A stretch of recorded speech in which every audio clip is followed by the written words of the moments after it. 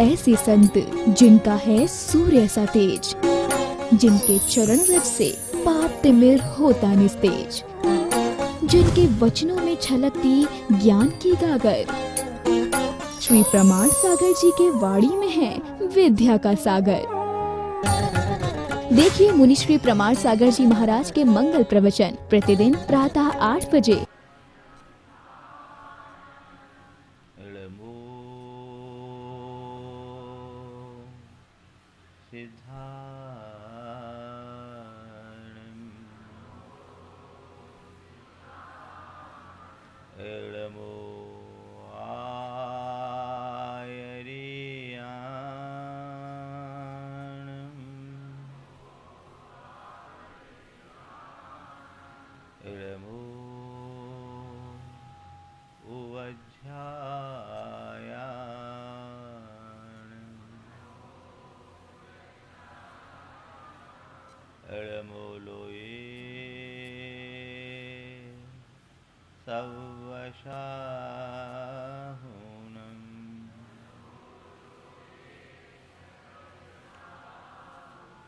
एसो पंचिनमुयारो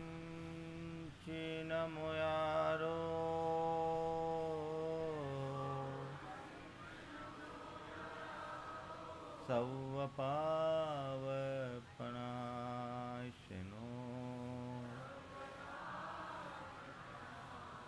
मंगलार्णं च सवेशिम्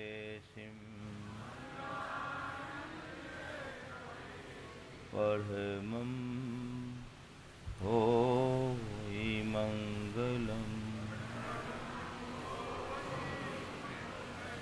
जय बोलो देवादिदेव 1008 श्री भगवान महावीर स्वामी की जय। अहिंसा परमो धर्म की जय। परम पूज आचार्य गुरुवर श्री विद्यासागर जी महाराज की जय। परम पूज्य मुनि 108 श्री प्रमाण सागर जी महाराज की, परम पूज्य मुनि 108 श्री विराट सागर जी महाराज की, मुनि संघ की, जैन धर्म की। प्रभु आराधना का ये मौलिक क्षण हम सबके जीवन के लिए बड़ा महत्वपूर्ण है, मूल्यवान है। हमारी सांसें आती है और व्यर्थ होकर चले जाती है, लेकिन वो सांस सार्थक होती है जो प्रभु सुमिरन के साथ बीतती है। इस अर्थ में आप सब बड़े भाग्यशाली हैं कि आपकी ढेर सारी सांसें भगवान के स्मरण के साथ व्यतीत हो रही है और आप बड़े अच्छे मनोभाव के साथ प्रभु की आराधना में लीन हुए। भगवान की भक्ति हमारी मुक्ति का आधार है। पर यहाँ कुछ सवाल मानस पर प्रकट हो रहे हैं। आखिर ऐसी क्या बात है कि हम भगवान की पूजा कर रहे हैं? भगवान में ऐसी कौन सी विशेषता जो आज वो पूज्य हो गए हैं, और हमें ऐसी कौन सी कमी जो आज हमें पूजा करनी पड़ रही है? ये एक प्रश्न है, हर व्यक्ति के मन में उठना चाहिए। भगवान की पूजा हम कर रहे हैं तो क्यों कर रहे हैं? भगवान की उस पूज्यता की वजह क्या है, और हमारे पुजारी बने रहने का हेतु क्या है? जब तक इन प्रश्नों पर हम गहराई से विचार नहीं करेंगे, तब तक हम अपने जीवन के लिए सार्थक तत्व को प्राप्त नहीं कर सकेंगे। हमने भगवान को पूजा केवल ये मान करके पूजा कि भगवान भगवान है इसलिए पूज रहे हैं। क्यों पूज रहे हैं? हाँ, क्यों पूज रहे हैं? हाँ, उनके गुणों की प्राप्ति, उनके पास कौन से गुण हैं जिनको तुम चाहते हो? भगवान के गुणों की प्राप्ति के लिए आप कह रहे हो पूजा करना है, तो भगवान के पास कौन से गुण हैं जो तुम्हें चाहिए? बोलो। भगवान के पास धन है, भगवान के पास पैसा है, भगवान के पास संतान है, भगवान के पास संपत्ति है, भगवान के पास सत्ता है। क्या है? ये सब तो कुछ नहीं है। तुम क्या पाने के लिए भगवान की पूजा कर रहे हो? हाँ, सच्चे अर्थों में अगर पूछा जाए तो शब्दों से ये कह देते हैं कि भगवान के गुणों को पाने के लिए हम भगवान की पूजा कर रहे हैं, पर यथार्थ ये है कि भगवान के गुणों का कोई ख्याल ही नहीं, उनका आता पता ही नहीं, और जो भगवान के गुण हैं उनसे हमारा अनुराग ही नहीं। भगवान के गुण क्या है इनका हमें पता नहीं, और भगवान के गुणों से हमारे मन में कोई अनुराग ही नहीं। तुम उसके पीछे पागल होते हो जिसे भगवान ने छोड़ दिया, तुम उसको पाना चाहते हो जिसे भगवान ने छोड़ दिया। तुम्हारा सारा श्रम, सारी शक्ति उसमें समर्पित होती है जिसे भगवान ने व्यर्थ समझा। जीवन की सच्चाई है। आज हम जाने कि भगवान में पूज्यता है तो किस वजह से है, और मैं पूजा कर रहा हूं तो किस वजह से, मेरी पूजा का उद्देश्य क्या है, और मुझे पूजा का फल क्या पाना है। पूज्य, पूजक, पूजा और पूजा का फल, इन चार बिंदुओं पर जब हम विचार करेंगे तब जीवन के सार तत्व को हम प्राप्त कर सकेंगे। भगवान भगवान है क्यों?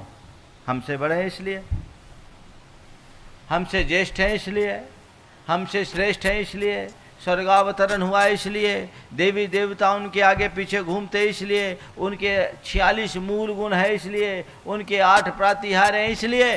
किस लिए भगवान भगवान है? बोलो। भगवान की शरण में आए हो पर भगवान को नहीं पहचान पाए, और जब तक भगवान को नहीं पहचानोगे भक्ति कैसे करोगे? भगवान के पास आकर के भी जो भगवान को नहीं पहचान पाता वो भगवान की भक्ति नहीं कर सकता, और जो भगवान की भक्ति नहीं कर सकता वो भक्ति के फल को कैसे पाएगा? भगवान भगवान है क्यों? जैन जगत के एक प्रख्यात आचार्य हुए समंतभद्र महाराज।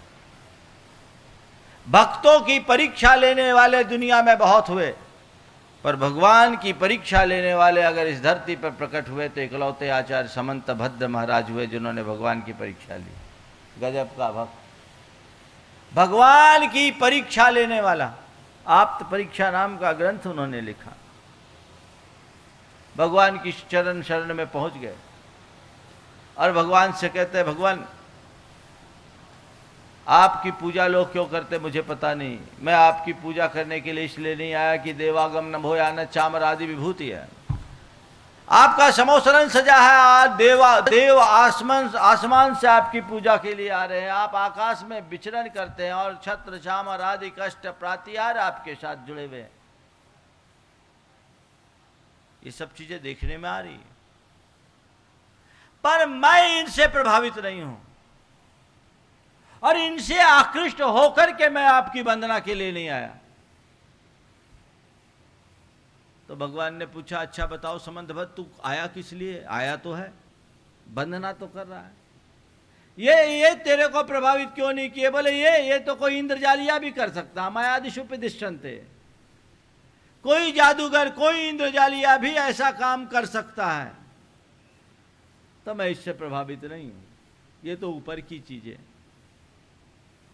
तो आखिर क्यों आए? प्रभु आया हूं, आकृष्ट होकर आया हूं, और ऐसे वैसे आकर्षण से नहीं, चुंबकीय आकर्षण से खींच करके आया हूं। आपके पास एक ऐसा आकर्षण है जो दूसरों को दिखाई नहीं पड़ता। दूसरे लोग तो इस बाहरी आकर्षण से आकृष्ट होकर आते हैं, पर मुझे एक अदृश्य आकर्षण खींच रहा है, ऐसा आकर्षण जो बरबस मुझे खींच रहा है और आपके पास से दूर जाने नहीं दे रहा है। कौन सा आकर्षण है समंतभद्र, बताओ? तो कहते हैं, भगवान मैं आपके चरणों में केवल इसलिए आया हूं क्योंकि दोषावरणयोर हानि, आपने अपने सारे दोष और आवरण को नष्ट कर दिया है। संसार में जितने भी प्राणी दिखते हैं उनमें कोई ना कोई दोष नजर आता है। सब अनेक प्रकार की मानवीय दुर्बलताओं से ग्रसित है। किसी में राग है, किसी में द्वेष है, किसी में मोह है, किसी में काम है, किसी में क्रोध है, किसी में लोभ है, किसी में भय है, किसी में चिंता है, किसी में रोग है, किसी में शोक है, किसी में संताप है। ये सब दोष है, ये दुर्बलता है, सारी दुनिया इसके पीछे परेशान। मैं भी तो इन्हीं के पीछे परेशान हूं प्रभु। दुनिया में मैंने जिसको देखा सब ये दोषों से पीड़ित दिखाई पड़े, और ये दोष ही हमारी अशांति की जड़ है। ये दोष ही हमारे अशांति की जड़ है, ये दोष ही मेरे दुखों का मूल है। संसार में आज तक हमें जो भी दिखा सब दोष युक्त दिखा, और मुझे लगा नहीं कि किसी को मैं अपना आदर्श बनाऊं, क्योंकि सब मुझे मेरे समकक्ष दिखा, चाहे वो मनुष्य हो या देवी देवता हो या अन्य किसी रूप में प्रतिष्ठित हो, लेकिन सब में दोष दिखे। ये दोष मुझे प्रभावित नहीं कर पाए। एकलौते आप मुझे ऐसे दिखे जो पूरी तरह दोष मुक्त हो। आप में कोई दोष नहीं, आप निर्दोष, आप वीतराग हो। दोषों के शमन होते ही आपके भीतर अनेक गुण प्रकट हुए। आपके अंदर वीतरागता प्रकट हुई, आपके अंदर स्थायी प्रसन्नता प्रकट हुई, आपके अंदर परम करुणा प्रकट हुई, आपके अंदर परम क्षमा प्रकट हुई। दुनिया के सारे गुण आपके पास आ गए। दोष एक भी नहीं, मैं उससे आकृष्ट होकर आ गया। और आवरण, हमारी शक्तियों को बाधित करने वाले कर्म आवरण के रूप में हमसे जुड़े हैं, जो हमारी आत्मा की चेतना को प्रकट नहीं होने देते, जिनके कारण हमारी आत्म शक्तियां अभिव्यक्त नहीं हो पाती। प्रभु आप में मैं देख रहा हूं, आपने अपने वीतराग साधना के बल पर, अपने आत्म ध्यान के बल पर अपने सारे आवरण को अलग कर दिया, और आपका स्वरूप निरावरण सूर्य की तरह पूरी विश्व में एकदम आलोकित है, सारे विश्व को प्रकाशित कर रहा है। मैं उस चमक से आकृष्ट होकर आपके चरणों में आया हूँ। यही आपका चुंबकीय आकर्षण है जो मुझे आपकी ओर खींच रहा है, और ये मैं बोल रहा हूँ कि ये आकर्षण केवल आप में है, केवल आप में है, केवल आप में है। दुनिया में और किसी के पास ये आकर्षण नहीं है। मैं इसलिए आपके पास आया। समंत भद्र महाराज तो भगवान के उस चुंबकीय आकर्षण से आकृष्ट होकर खिंचे चले आए। तुम अपने मन की बात देखो, तुम्हारे मन में भगवान के प्रति कौन सा आकर्षण है? तुम्हें ऐसा लगता है कि जो आकर्षण भगवान में वो अन्यों में नहीं है? लगा भगवान के समतुल्य कोई दूसरा नहीं आज तक तुमने समझा?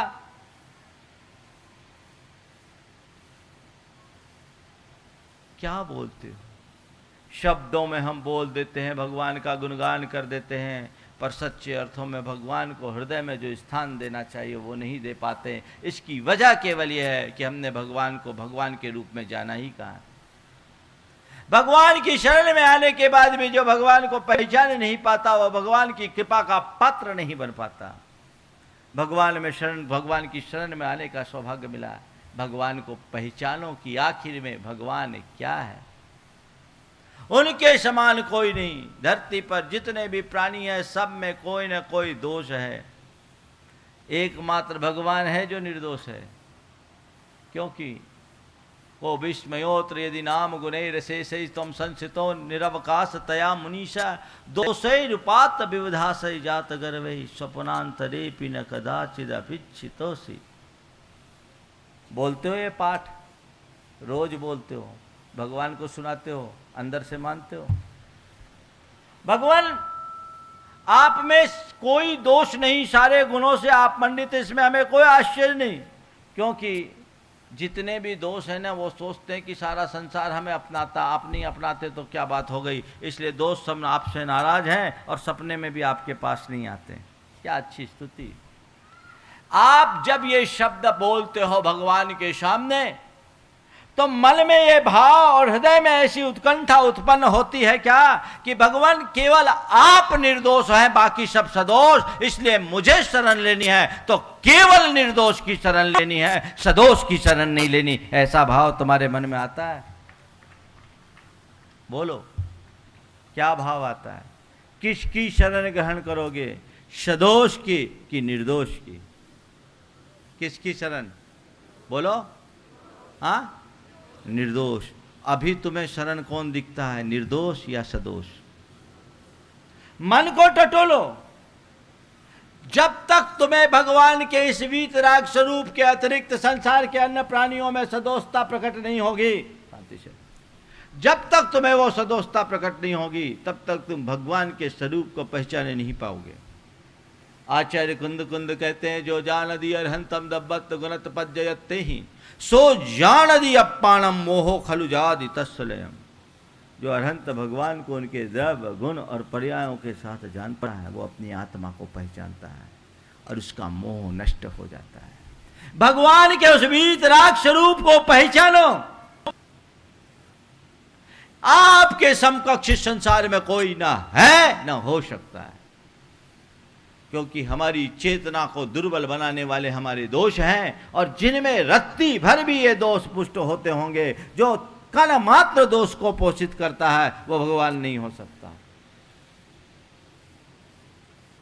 तो हमें भगवान के प्रति आकर्षण है तो उस वीतरागता से आकृष्ट हों, उस वीतरागता से प्रभावित हों, और भगवान के पास यदि कुछ चाहें तो कहें, भगवान मुझे और कुछ नहीं चाहिए, आपकी वीतरागता चाहिए, क्योंकि और जो चीजें मेरे जीवन से जुड़ी हुई है उसे तो मैं अपने थोड़े से प्रयत्नों के द्वारा प्राप्त कर सकता हूं। धन पैसा कमाने के लिए आपकी कृपा की जरूरत नहीं, धन पैसा मैं अपने परिश्रम से कमा सकता हूं। सत्ता और संपत्ति मैं अपने पुरुषार्थ से जोड़ सकता हूं। ये संसार की चीजें हैं, और ये आशार है, मैंने आपके समक्ष आने के बाद ये जाना, इसका ये परिणाम है कि समोसरण की इस दिव्य विभूति के बीच भी आप सबसे अलिप्त हो। आप देख रहे हैं इस समोसरण की रचना को, 7 भूमियों के बाद अष्टम भूमि में भगवान विराजमान है, और अष्टम भूमि में भी बीच में 3 वेदिकाएं हैं। उन वेदिकाओं के ऊपर सबसे ऊपर कमल, और कमल से भी 4 अंगुल ऊपर भगवान विराजमान है। मणिमय समोसरण, रत्नमय सरोम समोसरण, जिसके खंबे नील मणिमय तो जिसका आंगन, और बैडूर मणिमय जिसके खंबे होते हैं। कभी समोसरण की झांकी दिखाऊंगा तो तुम्हें लगेगा कि क्या समोसरण है। अद्भुत कला, स्थापत्य और शिल्प का अद्भुत नमूना, देव रूप कारीगरों के द्वारा निर्मित ऐसा समोसरण, 3 लोक का वैभव जिसमें झलक रहा है ऐसा समोसरण। लेकिन भगवान को देखो, आंख खोल के देख भी नहीं रहे हैं। देख रहे हैं क्या? हाँ, तुम लोग देखो तो भगवान को बाद में देखते हो, पहले नीचे से ऊपर देखते हो। अब भगवान को देखो, भगवान पलके उठाकर नहीं देख रहे हैं। क्यों? तभी समझा, 3 लोक का वैभव जिनके चरणों में न्योछावर होता है वे उसे नहीं देखते हैं। क्यों? क्योंकि पता है ये जड़ वैभव है, मुझे जड़ वैभव से जरूरत कोई मतलब नहीं, मुझे तो अपने भीतर के चैतन्य वैभव की जरूरत है। ये मृणमय है और भीतर का चिन्मय है, उनके लिए तो मिट्टी की तरह है जो एक दिन मिट्टी में मिल जाना है। भीतर का जो चिन्मय वैभव है वो शाश्वत है, जो एक बार प्रकट होने के बाद कभी नष्ट नहीं होता। है तुम्हें इसकी पहचान? है तुम्हारे हृदय में इससे जुड़ाव? है ऐसा आकर्षण? अभी तो तुम्हें जड़ वैभव अपनी तरफ खींचता है, तुम धन वैभव के पीछे पागल होते हो। भगवान कहते हो धन वैभव तो खूब जोड़ा, गुण वैभव को जोड़ने की कोशिश करो। जिस पल अपने भीतर के गुण वैभव को पहचान लोगे उसी दिन तुम अपने मूल्य और महत्व को बढ़ा लोगे। मनुष्य का महत्व उसके बाहरी वैभव से नहीं, उसकी आंतरिक शक्तियों से बढ़ता है, और हमारी आंतरिक शक्तियों की अभिव्यक्ति हमारे गुणों की अभिव्यक्तियों से होता है। तो अपने गुणों को विकसित करें, पूज्य के स्वरूप को पहचानें। ये प्रभु पूज्य, आपकी ये पूज्यता हमारे जीवन को पवित्रता प्रदान करने वाली है, और आपने ये पूज्यता अपने आंतरिक पवित्रता के बल पर पाई। हम भगवान को अरहंत बोलते हैं, अरहत बोलते हैं। क्यों बोलते हैं? कभी आपने समझा? नमो अरिहंतानम अरहते नमः आप लोग रोज बोलते हैं। ये अरिहंत या अरहत का मतलब क्या है? अरिहंत तो आप सब जानते हैं, जो अरि यानी अपने शत्रुओं का हनन कर दिए। वस्तुतः बाहर का कोई शत्रु हमारा शत्रु नहीं है, मन के दोष और दुर्बलताएं हमारी शत्रु है, जिन्हें उन्होंने जड़ मूल से नष्ट कर दिया। दोष, दुर्बलता और दुख से मुक्त होने पर वो अरहंत बने। और दूसरा अरहत, अरहत का मतलब है जो पूजा की योग्य हो, जो पूज्य हो। कौन है पूज्य? जो अपनी आध्यात्मिक पवित्रता के बल पर अपने भीतर पूज्यता प्रकट करे, वो अरहत है। भगवान ने अपनी आध्यात्मिक पवित्रता के बदौलत अपने अरहत बने को प्रकट किया। हम उन्हें पूज रहे हैं, तो उस पूजा का उद्देश्य अपने भीतर भी पवित्रता के संचार का होना चाहिए। कोई सांसारिक चाहत लेकर भगवान की शरण में आओगे तो केवल संसार पाओगे, मुक्ति नहीं पाओगे, और भगवान की कृपा को भी नहीं पा पाओगे। भगवान को पहचान लो, बस उनसे बड़ा कोई नहीं। और भगवान कहते हैं मुझसे बड़ा कोई नहीं। ये तो बात की बात है, जिस दिन तुम मुझे पहचाने लेगा ना, तुझे तेरे अंदर मेरा रूप दिखने लगेगा और तू समझ लेगा मुझसे बड़ा और कोई नहीं। संसार में जो कुछ हूं मैं हूं, सोहम सोहम सोहम। मुझसे भी बड़ा कोई नहीं। ये तेरा अज्ञान है, तू सम्राट होकर के दीनहीन भिखारी बना हुआ है, क्योंकि तुझे ना मेरा पता है ना अपना पता है। न तुझे मेरा पता है ना अपना पता है। बाहर आता है तो भी मेरी शरण में आकर मेरी भगवत्ता मानने की जगह तू संसार मानता है, और तुझे अपना पता नहीं कि मुझे किसी से मांगने की कुछ जरूरत ही नहीं है। मैं तो अनंत गुणों की खान ही हूं। पहचान तो। पूज्य कौन? जो वीतराग है वो पूज्य है, और पूजा का उद्देश्य वीतरागता का पोषण है। इसलिए आज से तय करो कि मैं वीतराग की शरण को छोड़कर अन्य किसी की शरण में नहीं जाऊंगा। अगर वीतराग पर सच्ची श्रद्धा है, वीतराग की वाणी पर तुम्हारे हृदय में सच्ची श्रद्धा होगी, तो तुम्हारा चित्त डोल नहीं सकता। वीतराग प्रभु ने एक बात हम सबके लिए कही कि संसार के जितने भी सेवाशुभ संयोग हैं, वे सारे संयोग हमारे शुभाशुभ कर्म से फलते हैं, किसी की कृपा और कोप से नहीं। है इस पर विश्वास?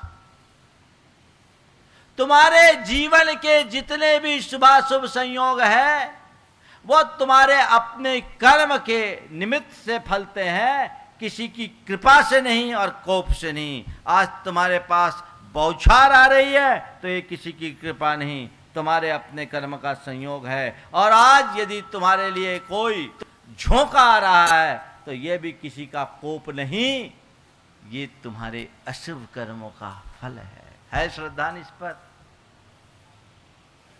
जिस दिन इस पर पक्का श्रद्धान होगा, तुम्हारा चित्त डामाडोल नहीं होगा।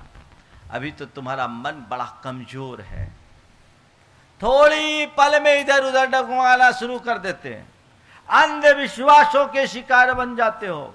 जिसे आत्मा का ज्ञान नहीं, तत्व का श्रद्धान नहीं, कर्म सिद्धांत पर विश्वास नहीं, और जिसके भीतर आध्यात्मिक चेतना का आविर्भाव नहीं हुआ, वो मनुष्य धर्म के नाम पर कोरी क्रियाएं करता है, अंधविश्वासों से जकड़कर अपने संसार की अभिवृद्धि करता है, अपना उद्धार नहीं कर सकता। संसार को समेटना चाहते हो तो अपने आप को पहचानो, अपने आत्मा के स्वरूप को जानो, कर्म सिद्धांत को जानो, जीवन की वास्तविकता को पहचानो, स्वपर विवेक के साथ अपने जीवन को आगे बढ़ाओ। ये श्रद्धान तुम्हारा पक्का होना चाहिए, तब जीवन का कल्याण होगा। एक बार एक व्यक्ति ने मुझसे कहा, महाराज भगवान तो भीतरागी है, वो कुछ देते लेते नहीं है, पर महाराज हम लोगों को तो बहुत सारी ज़रूरतें पड़ती हैं, इसलिए हम अन्यों के पास चले जाते हैं क्योंकि उनसे कुछ मिल जाए। मैंने कहा अच्छी बात है, ऐसी दुनिया की कौन सी ताकत है जो भगवान की, ऐसी कौन सी चीज़ है जो भगवान की सेवा से न मिले? और अन्यों की सेवा से मिल जाए, यानी अन्न जो है भगवान से भी ताकतवर है। ध्यान रखना, भगवान बीतरागी हैं, वो देते लेते नहीं, ये बात सेकेंडरी है। भगवान बीतरागी हैं और वो कहते हैं मैं भी दे नहीं सकता, ये सच है। भगवान देते नहीं लेते नहीं, ये अधूरी बात है। सच्ची बात तो यह है कि भगवान भी कुछ दे नहीं सकते, ले नहीं सकते। इस यथार्थ को समझो।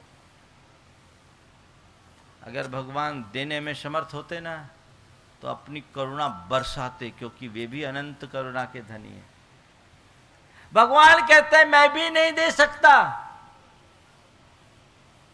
और जब भगवान नहीं दे सकते तो कोई नहीं दे सकता, क्योंकि वस्तु का स्वरूप यही है।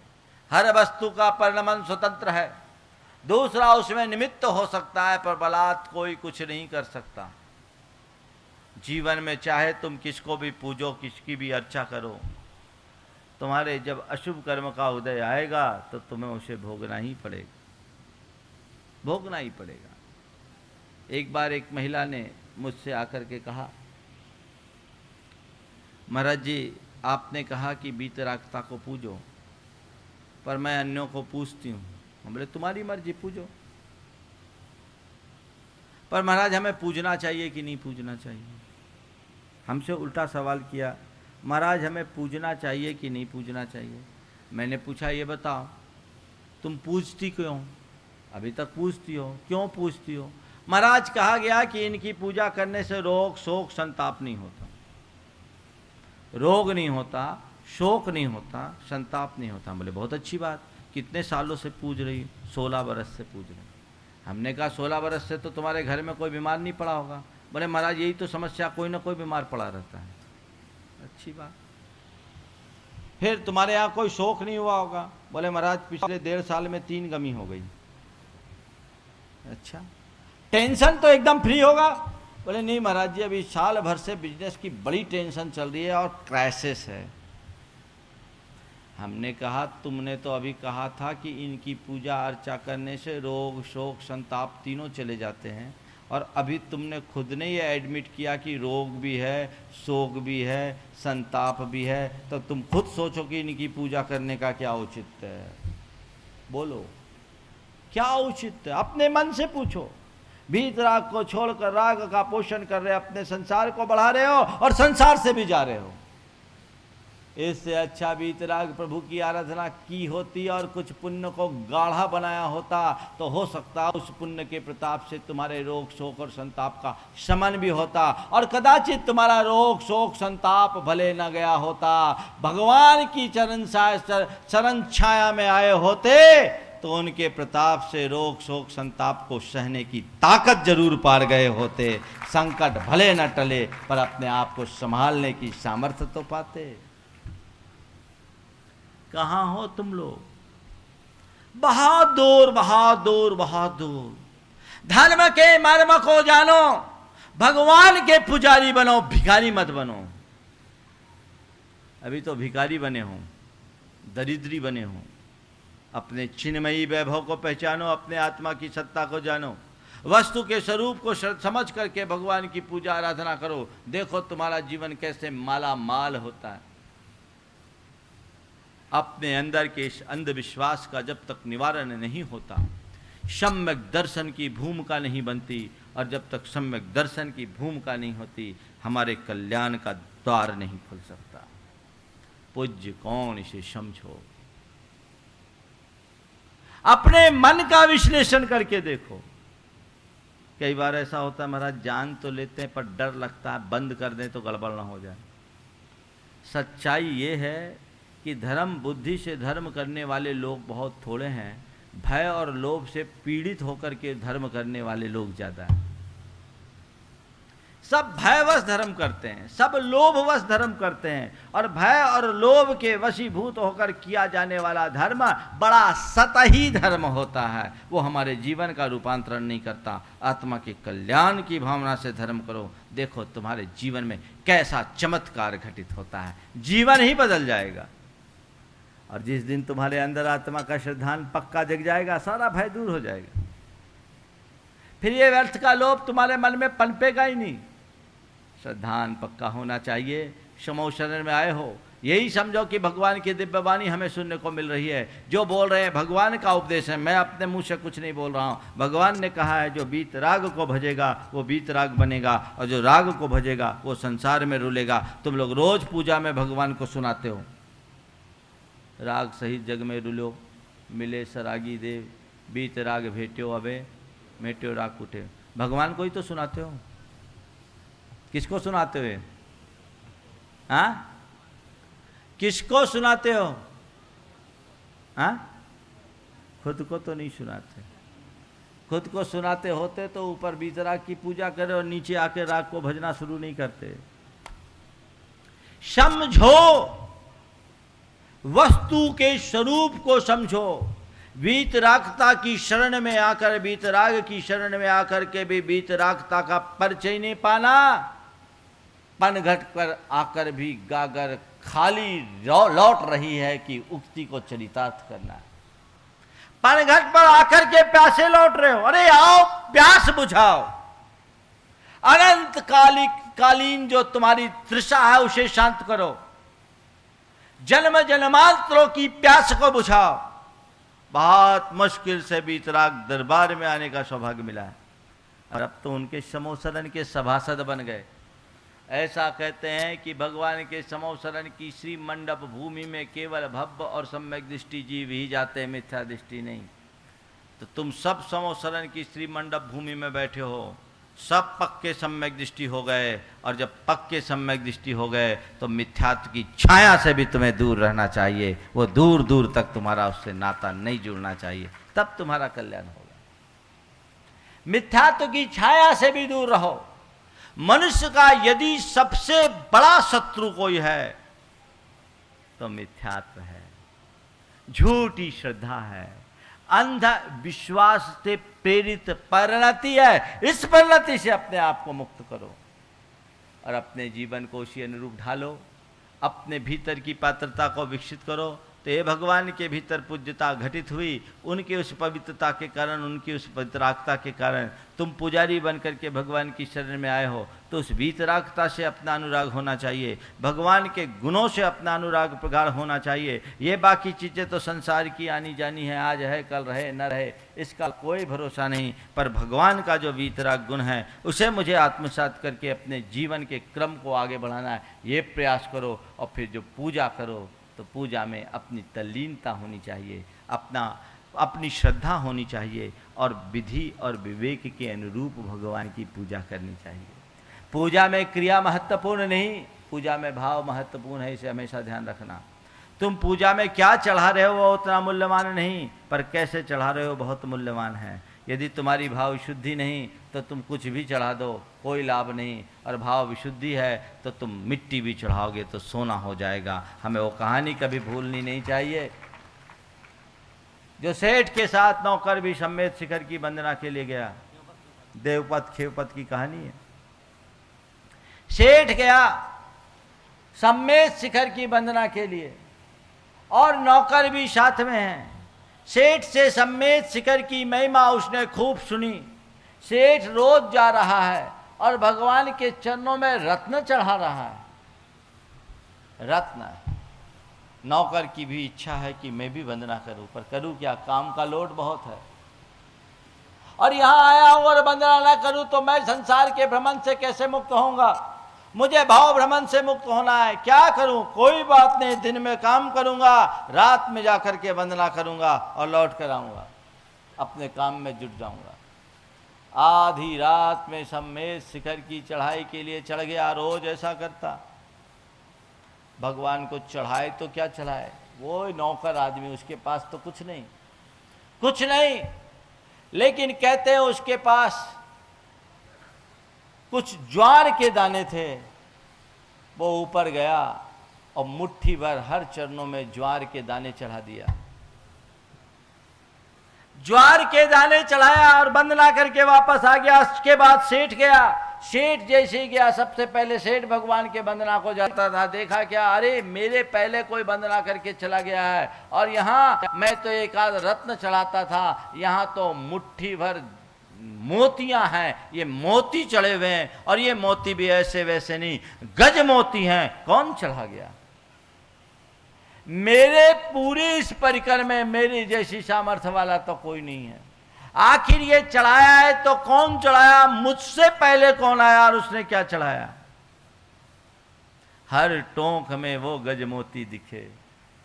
सेठ को तो एकदम बेचैनी हो गई कि मुझसे बड़ा भगत कौन आ गया। पता लगा कि उसका नौकर, खेवपत नाम था, सेठ का नाम शायद देवपत था, या जो भी हो, नाम भूल गया मैं। हाँ, 2 नौकर थे। मेरा नौकर आकर के वंदना करके गया तो वो रत्न कहां से, मोती कहां से लाया, यानी चोरी करता। पूछा कि भाई तुम क्या किए थे? बोले वंदना किए थे। क्या चढ़ाए थे? जेब में कुछ ज्वार के दाने बचे थे। बोले ये चढ़ाए थे। बोले ये चढ़ाए थे? बोले हाँ यही चढ़ाया था। झूठ बोलते हो? बोले प्रभु वर्षों से आपके चरणों में सेवा करता आया हूं और मैं झूठ बोलूं? ऐसा कभी हो ही नहीं सकता। जो था मैंने चढ़ाया और यही चढ़ाया था। बोले हाँ सब जगह चढ़ाए थे? बोले हाँ सब जगह चढ़ाए थे। सेठ की आंखें फरी रह गई। बोले मेरे सामने चढ़ाओगे? चढ़ाऊंगा। और उसने फिर से सेठ के सामने चढ़ाया।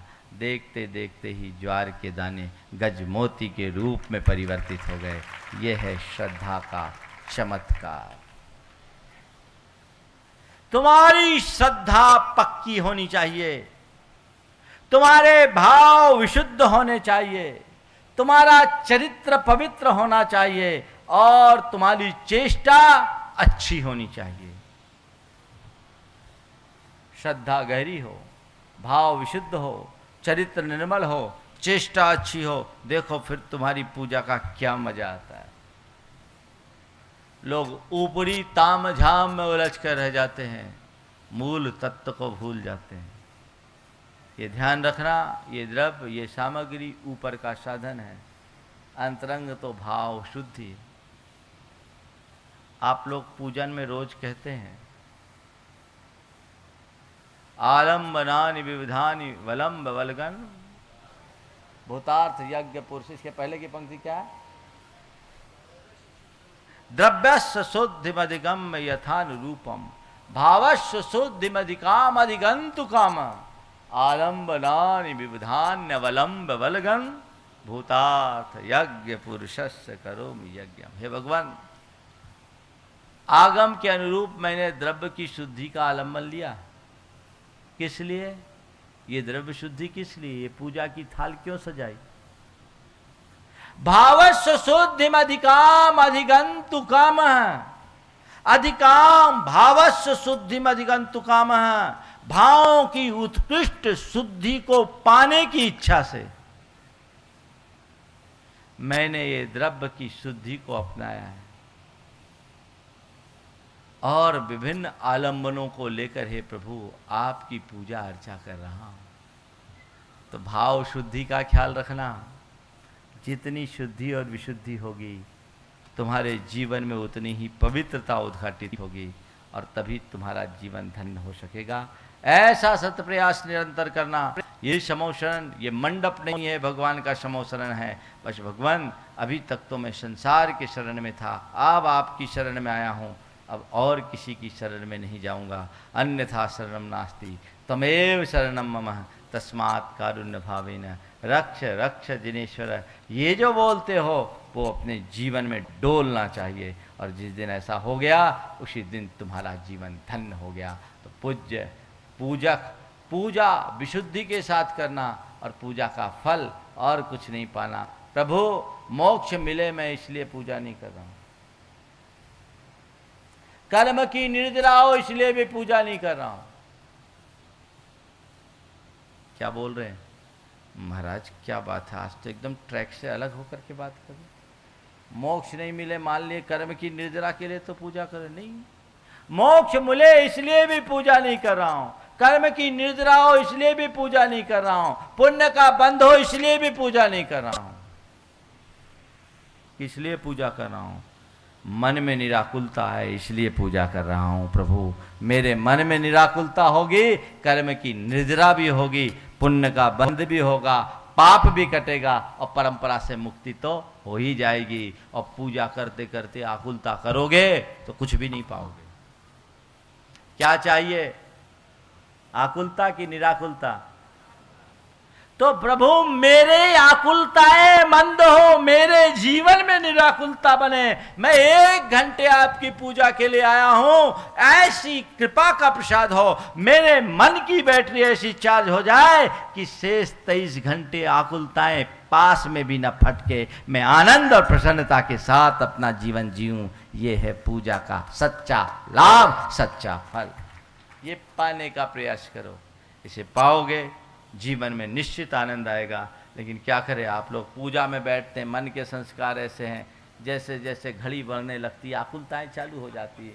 अभी तो पूजा की शुरुआत नहीं हुई, कल भैया जी 11:30 बजे छोड़े थे, आज पता नहीं कितनी देर में छोड़ेंगे। एक बात बोलूं, जब भी आकुलता आए और भूख प्यास लगने लगे, समोसरण को देखना और मन में धारणा बनाना, मैं समोसरण में हूँ, मैं समोसरण में हूँ। तुम जिस दिन अपने आप को, जिस पल अपने आप को समोसरण में सम्मिलित कर दोगे, भूख प्यास अपने आप दूर हो जाएगी। क्योंकि समोसरण का आशय है, वहाँ भूख प्यास होती ही नहीं, वहाँ भूख प्यास होती ही नहीं। बस समोसरण में रहो, समोसरण से बाहर आती भूख प्यास लगेगी।